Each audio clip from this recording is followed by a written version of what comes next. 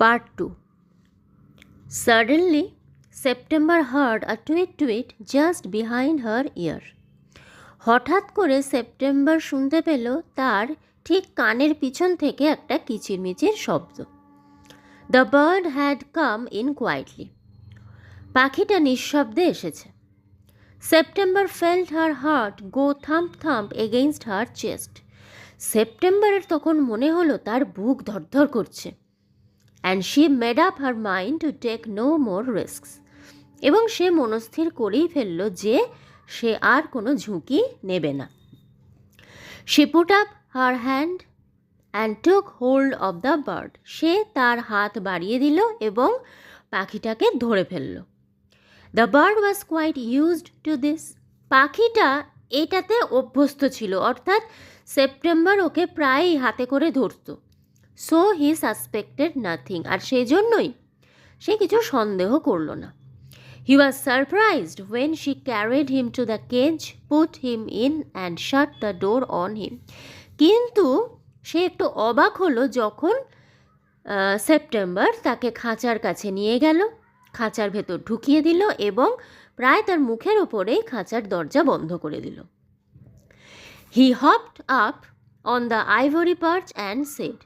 সে লাফিয়ে, আইভরি মানে হচ্ছে হাতির দাঁতের তৈরি, তো সে লাফিয়ে ওই হাতির দাঁতের তৈরি যে দাঁড়, সেই দাঁড়ের ওপর উঠল এবং বলল, হোয়াট ইজ রং? কী সমস্যা? September said. সেপ্টেম্বর বলল, some of mama's cats are prowling about tonight. Prowling মানে বা প্রাউল মানে হচ্ছে শিকারের জন্য ঘোরা।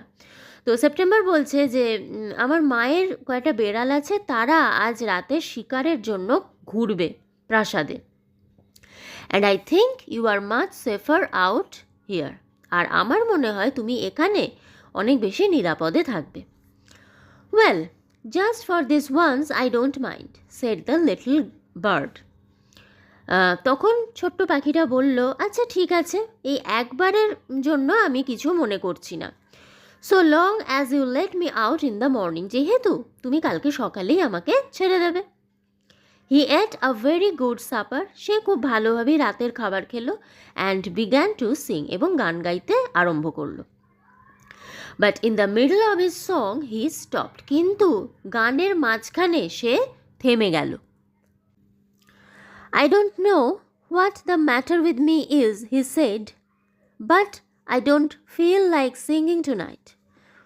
তো সে বলল যে আমি জানি না আজকে আমার কি হয়েছে, কিন্তু আজ রাতে আমার গান গাইতে ঠিক ভালো লাগছে না।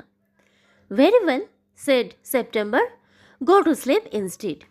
আচ্ছা ভালো কথা, সেপ্টেম্বর বলল, গান গাইতে যখন ভালো লাগছে না তখন যাও ঘুমিয়ে পড়ো। So he put his head under his wing and in a minute was fast asleep. তো তারপরে সে তার ডানার ভিতরে তার ডানার নিচে তার মাথাটা রাখলো এবং 1 মিনিটের মধ্যে গভীরভাবে ঘুমিয়ে পড়ল। September went to sleep too. সেপ্টেম্বরও ঘুমোতে গেল। But when the dawn broke, she was awakened by the little bird calling her at the top of his voice. কিন্তু যখন ভোর হলো, সেপ্টেম্বরের ঘুম ভেঙে গেল। কেন ঘুম ভাঙলো? না, ওই সেই পাখিটা তারস্বরে মানে উচ্চ স্বরে সেপ্টেম্বরকে ডাকছে। কি বলছে? Wake up, wake up, he said. সে বলল, চিৎকার করে বলল যে উঠে পড়ো, উঠে পড়ো। Open the door of this cage and let me out. এই খাঁচার দরজাটা খুলে দাও আর আমাকে বেরোতে দাও। I want to have a good fly while the dew is still wet on the ground.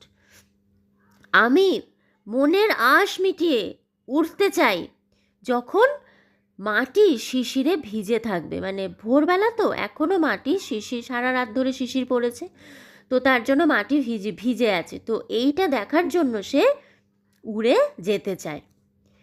You are much better off where you are, said September. এইবার সেপ্টেম্বর বলল, তুমি যেখানে আছো সেখানেই ভালো আছো। You have a beautiful golden cage. তোমার কি সুন্দর সোনার খাঁচা। Let me out, let me out, said the little bird. পাখিটার একই কথা, আমাকে বেরোতে দাও, আমাকে বেরোতে দাও।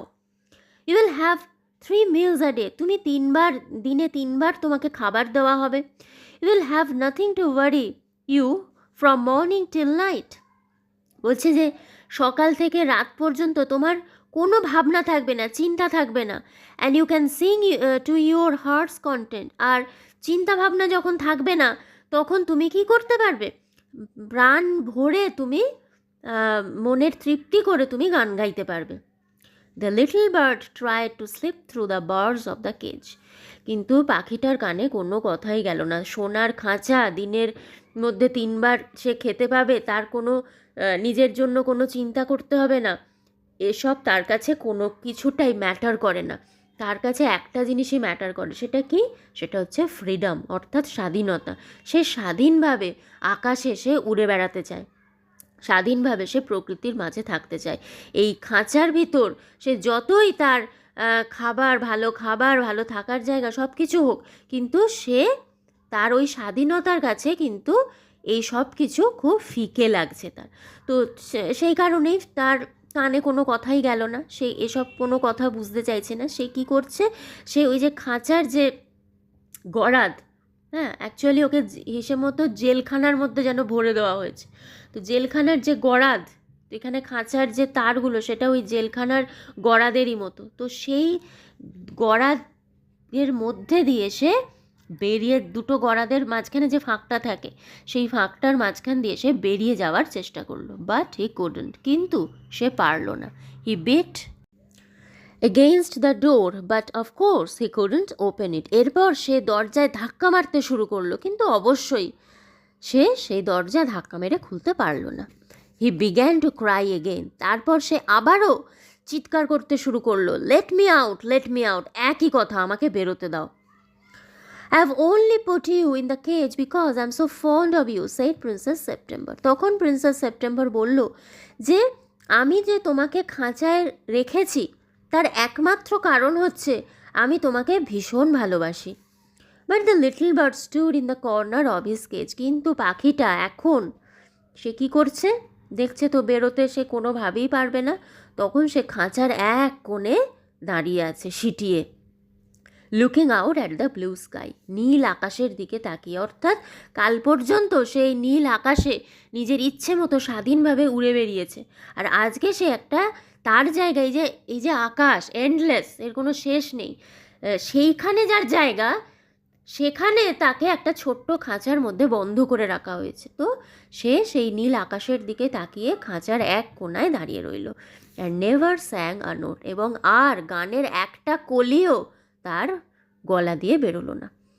Why don't you sing and forget your travels, said September. September বলল, তুমি কেন গান গাইছো না, আর কেন তুমি তোমার সমস্যাটা ভুলে যাচ্ছ না, বা তোমার যে সমস্যাগুলো সেগুলোকে ভুলে যাচ্ছ না।